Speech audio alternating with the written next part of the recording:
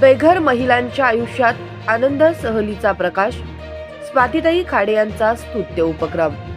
जीवनाच्या प्रवासात खडतर परीक्षा सहन केलेल्या, निराधार आणि समाजाच्या कडेला ढकलल्या गेलेल्या महिलांच्या आयुष्यात नवी उमेद आणि आत्मविश्वास निर्माण करणारा उपक्रम मिरज येथे राबविण्यात आला.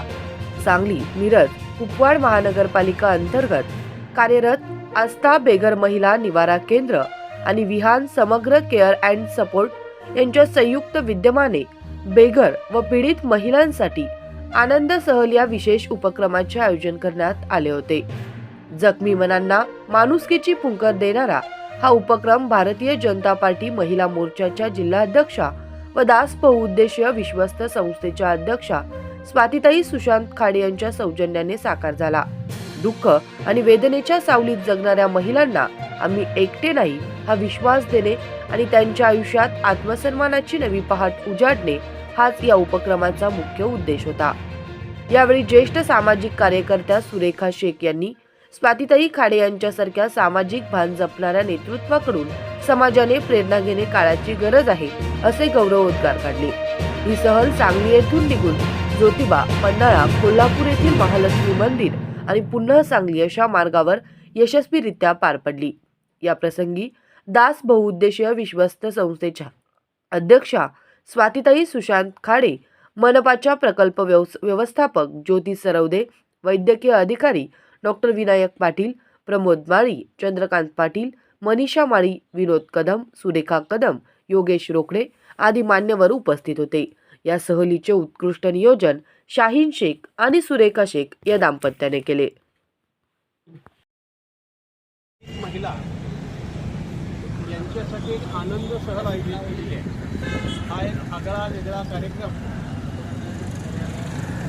पहिल्यांदाच हा कार्यक्रमातून ज्या महिलांना कधीही आनंद म्हणून मिळत नव्हता तो आनंद त्यांना मिळावा म्हणून सन्मानाचं घर आस्था बेघर विहान संस्था आम्हीच आमचे व या सर्व प्रक्रियेला ज्यांचं मार्गदर्शन, ज्यांचं सहकार्य, ज्यांचं पाठबळ आणि आशीर्वाद मिळालं त्या दास बहुउद्देशीय विश्वस्त ट्रस्टच्या सन्माननीय अध्यक्षा स्वातीताई खाडे यांचं यामध्ये मोलाचं योगदान आहे. लोक सहभागातून आणि लोक पुढाकारातून अशा सेवाभावी संस्थांना नेहमीच त्यांचं सहकार्याने योगदान असतं आणि आमच्या सर्व सामाजिक क्षेत्रामधला लाडका आमचा योगेश सर हे या सगळ्या प्रक्रियेचे मूक निरीक्षक आणि मूक मार्गदर्शक असतात आणि त्यांनी मॅडमबरोबर सुरेखा शेख मॅडमबरोबर चर्चा केली की या सहलीसाठी आपण व्यवस्थित नियोजन करूया. आज ही सहल जाणार आहे. या सहलीसाठी आपल्या सांगली मिरज कुपवाड महानगरपालिकेच्या प्रकल्प व्यवस्थापिका ज्योतिताई सरवदे यांनी सुद्धा तातडीनं परवानगी घेऊन दिली आणि सुरेखा मॅडमबरोबर चर्चा करून ही जी सहल आहे ह्या सहलीमध्ये दिव्यांग महिला आहेत, मनोरुग्ण महिला आहेत आणि आमच्या काही पॉझिटिव्ह भगिनी पण आहेत. परंतु सर्वांना आपण सन्मानाची वागणूक देतो आणि स्त्री-पुरुष समानता मांडणारी आणि बेघर, वंचित आणि पीडितांची सहल आज चाललेली आहे. या सहलीचं या ठिकाणी उद्घाटन करण्यासाठी स्वातीताई आले. त्यांच्यासाठी आपण टाळ्या वाजवून स्वागत करूया. आणि स्वातीताई, ज्योतिताई आणि डॉक्टर विनायक पाटील सर यांना मी विनंती करतो की त्यांनी श्रीफळ वाढवल्याबरोबर लगेच महिला जातील आणि आपल्या प्रवासाला लागतील.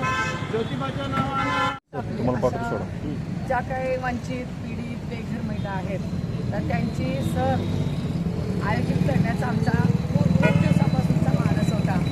तर आम्ही मॅडमनं स्वाती मॅडमना सांगितलं की बाबा असं एखादी सहल आपण आयोजित करूया आणि त्या माध्यमातून आपल्याला या ज्या पीडित महिला आहेत त्यांना आनंद देता येईल, आनंद साजरा करता येईल. तर त्यांनी मनापासून त्यांनी सगळ्या ह्या खर्चाचं किंवा औषध पाणी किंवा त्यांचं ट्रॅव्हलचं सगळं त्यांचं नियोजन करून आम्हाला सहकार्य केल्याबद्दल आम्ही त्यांचे बरोबर आभारी आहे.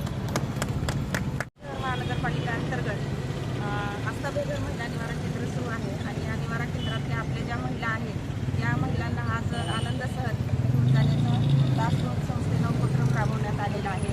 या संदर्भात त्यांच्याकडून आपल्याला रितसर पत्र आलेलं आहे आणि पत्रानुसार आपण त्यांना एक 12 महिला आपण या सहलीसाठी नेण्यासाठी परवानगी देण्यात आलेली आहे. त्याचबरोबर या सहलमध्ये त्यांच्या जेवणाची नाश्त्याची तसेच त्यांच्या आरोग्याच्या दृष्टिकोनातून सर्व औषध गोळ्या याची सर्व व्यवस्था दासबोध संस्थेनं करण्यात आलेली आहे आणि संपूर्णदृष्ट्या व्यवस्थितरित्या ही सहल घेऊन जाण्याचा प्रयास दासबोध